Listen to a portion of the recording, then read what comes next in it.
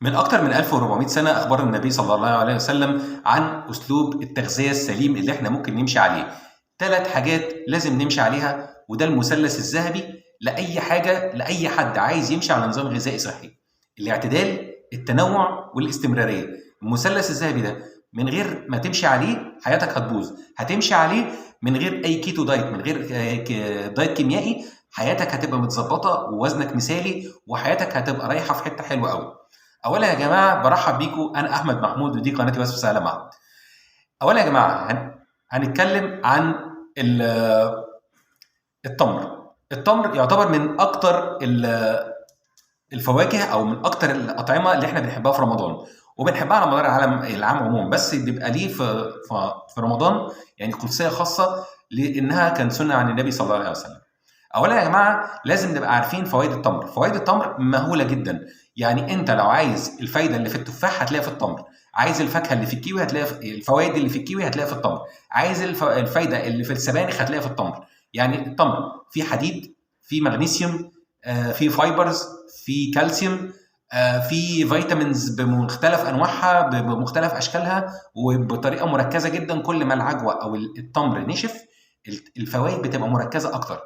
بس في بقى مشكله هنتكلم عليها قدام شويه في اخر الفيديو، بس لازم طالما وصلت للمرحله دي تعمل لايك وتعمل اشتراك على القناه. اول حاجه يا جماعه لازم نتكلم عليها البلح او التمر لما ناكله بالنسبه لمريض السكر او الضغط لازم نخلي بالنا. اول حاجه مع مريض السكر ومريض الضغط، اقصى حاجه ليك من تمره ل3 تمرات لو التمره تخينه يعني محمله او اللحمه بتاعتها كبيره والنوايا صغيره، لازم دي 3 تمرات اخرك بالنسبه لمريض السكر او مريض الضغط.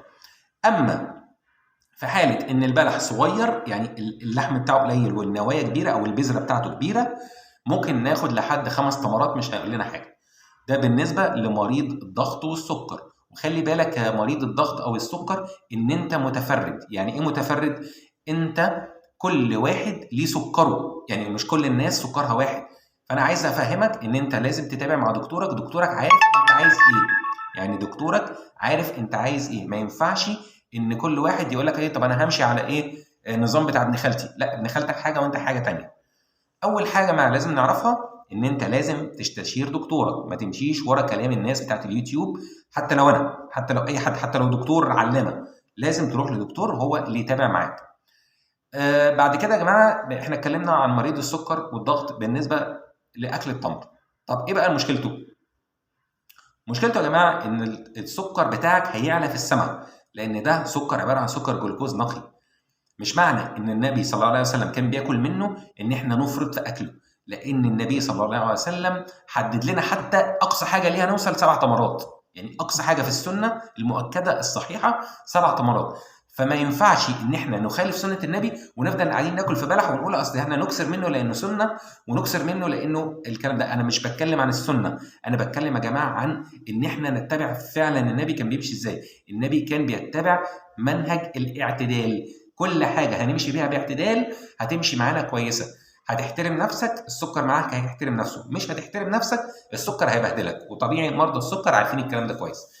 اتمنى النهارده ان احنا كده غطينا موضوع التمر. الناس اللي عندها سكر وضغط اقصى حاجه ليهم 3 تمرات، بقى حد اقصى 7 تمرات لو صحتك تسمح بكده. غير كده يبقى انت بتضر نفسك.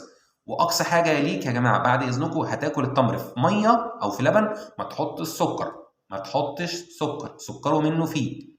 اسم يعني كلمه النبيذ في اللغه العربيه جايه من التمر في الميه، اللي هو ينبذ التمر في الماء، دي كلمه النبيذ. فعشان ده بس كده معلومه سريعه. ان شاء الله هنتكلم المره الجايه عن التين المجفف. فاللي حابب يقول لي تحت في الكومنتات. ويا ريت يا جماعه زي ما قلنا كده في الاول المحتوى الهادف بيبوت بالمتابعه الصامته ليه. فبعد اذنكم لو سمحتوا شاركوا الحلقه وشاركوا المعلومات مع الناس عشان الكل يستفاد. سبحانك اللهم وبحمدك اشهد ان لا اله الا انت استغفرك واتوب اليك. مع السلامه.